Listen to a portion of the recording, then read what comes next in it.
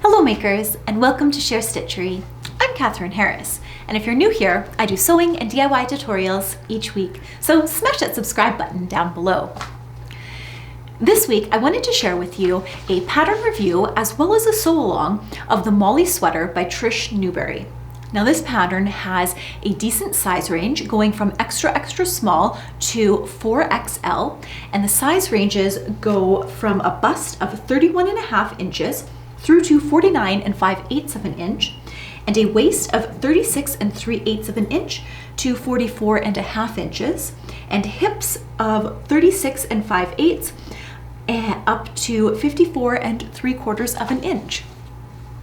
It also has a very nice yoke detail in the front, and it does have two views.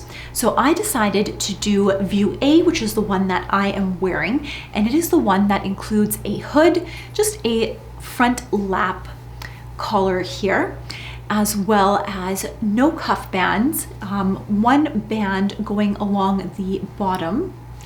And view B does have a zipper on the front with no hood.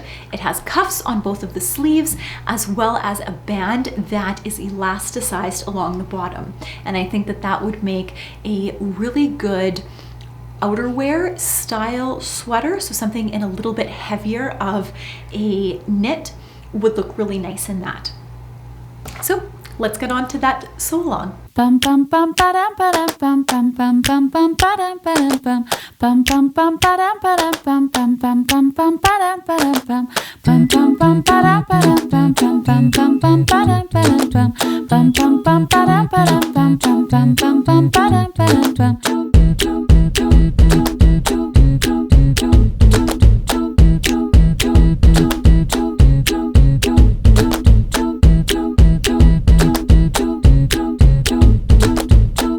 So we're going to start with the Molly sweater by Trish Newberry.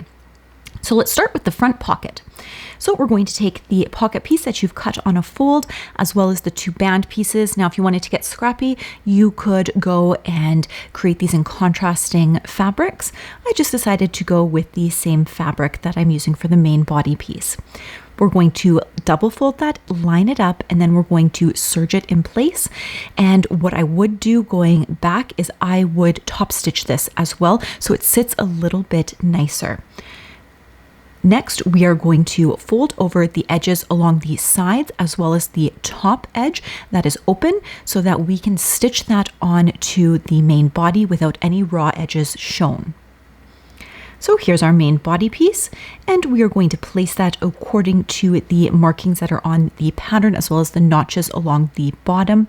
So you can see that I've got this pinned here, and I'm just making sure that everything is lining up and it's folded nicely. The edges of the pocket should be parallel to the edges of the shirt. So you want to make sure that they're going in straight lines and they're not curved. And then we're also going to pin the top in place. And I found this one a little bit more difficult just because it did droop a little bit with the curved pockets, which I think that potentially stay stitching that and top stitching it would help a little bit. So next I'm using my edge foot to stitch very close to the edge, and then I am coming in and doing a second row of stitches. If you've got a twin needle handy, you can do that. I only had one spool of thread in this color, so I didn't want to do another bobbin, so I didn't do a double needle here. Next, we're going to move on to the shoulder seams. So you're going to grab the full panel back piece as well as the two pieces that make up the top front yoke piece, and we're going to pin them together at the shoulder seams, and you're going to want to make sure that it's facing the right way because you do want to have that overlap coming in the front. Next, we're going to attach the hood. So make sure you add all the markings in here because they will match up when we put this on. So I am just matching up the notches along the top, and I'm just pinning around. Clips would work quite well with the knits as well. Then we're going to serge all along the inside here, creating our hood. Now this is nice and simple because it is a two-piece hood, not a three-piece hood, which I actually do prefer because it fits a little bit better and it's not lined. So super quick. You're going to match the back seam with the center back. on the hood, and then the notches that you have in the hood actually match up to those side seams in the shoulder, and then you are going to match the edges here and just distribute the fabric nicely, and it should all fit perfectly in place. Then you're going to take that over to your serger and you're going to serge those edges. And your hood should look like this. I've also taken the liberty of serging along the entire outside of the hood, going down along the yoke. Next, we are going to fold over about 3 centimeters to create a casing. Now, nothing's going in the casing because there's no drawstring, but we're just going to double stitch along here with a double needle or 2 lines of stitching if you don't have a double needle handy. Next, we are going to overlap the front here, and we're going to put some basting stitches in, and you're going to match up those notches. And now we are going to attach the yoke to the main body. So we've got our main body with the pocket, and we are going to attach the center front notch to the center front of the yoke, and we're just going to serge that in place nicely. And it's really starting to come together now. Now this comes together so quickly. Now the next thing we're going to do is the sleeves and the side seams. So the sleeves are cut on a fold. And don't forget to put in your notches because we have certain notches that denote front and back, the center of that. And we're just going to pin along here, attaching that, and the center goes along the shoulder seam, obviously. We're going to serge that in place. And now we are going to do the side seam as well as going up the arm. This is my favorite way to attach sleeves because it is so quick and easy, and you don't have to actually set in the sleeves into the armhole. It makes it so much faster. And so we're just going to serge all the way down here so it looks just like this, and then we can pop our sweater right side out. And it's really starting to come together now. So the next thing we're going to do is the bottom band. So you're going to grab your bottom band piece. Now it's really crucial that when you're cutting out your fabric pieces that you do mind where the greatest degree of stretch is, because it needs to stretch over your body. So we're going to stitch that together on the short side seam and then fold it in half with wrong sides together. So you've got 2 of the outer pieces going out, and then on the left hand side you are going to attach the seam all the way around with pins and serge it in place, and it'll look something like this. And now we are going to hem the sleeves because there are no cuffs. So we're going to serge around the edge of the sleeve, and then we're going to fold it under and stitch it in place. And a twin needle would work very nicely with this. Now you've got a really cute sweater that you can wear out this season. So now that we have our sweater all stitched up, I thought I would go over some of the things that I liked and didn't like, or perhaps would do a little bit differently if I made the sweater again. So I really like the fit of the garment through the shoulders and the bust. I fit exactly into their size ranges along the ratio of my hips, bust, and waist.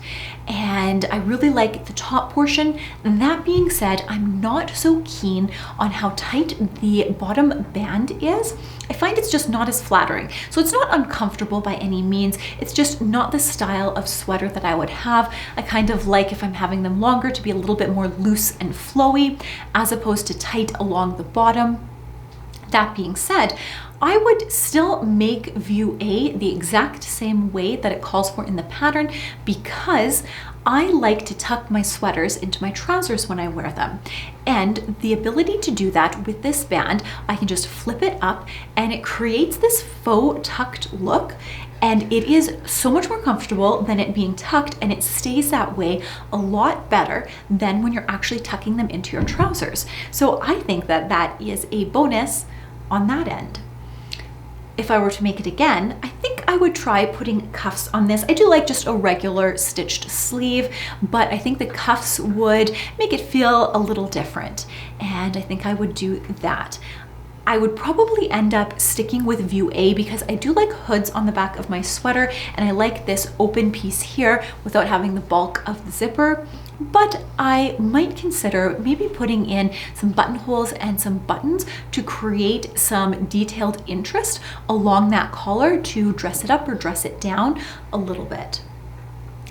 on the construction details, one of the things that I would add in would be to add in some little triangles along the pockets as you're stitching for the reinforcement on this pocket, because I'm going to be putting my phone, potentially car keys, or maybe even some heavy things in this pocket, putting my hands in there. It's going to get a lot of stress, and that'll just help to create some more stability in that area. That being said, if you have a cover stitch machine and you are stitching it on with a cover stitch, that has enough reinforcement built into it that you don't need to do that. But I had just done 2 rows of top stitching because I don't have the cover stitch machine yet. And I think that I would do it just slightly different just on that regular machine. Other than that, I don't think I would change too much, and I really did like this. It's a great basic to add into your wardrobe. It stitches up very quickly, so it's something that you can make in an afternoon and you can wear it out that day. And if you have some French terry in your stash that is burning a hole in your stash and you really want to use it up, this is a great stash buster because you can get a bit scrappy with it because you do have that yoke piece as well. So you can use up different elements of that French terry that you have to create this cute sweater. So if you've made this sweater, let me know in the comments down below. Or if you have any other tried and true favorite sweater patterns, please let me know. I'm always on the hunt for great patterns. Until next time, makers, let's get our Sewspiration on.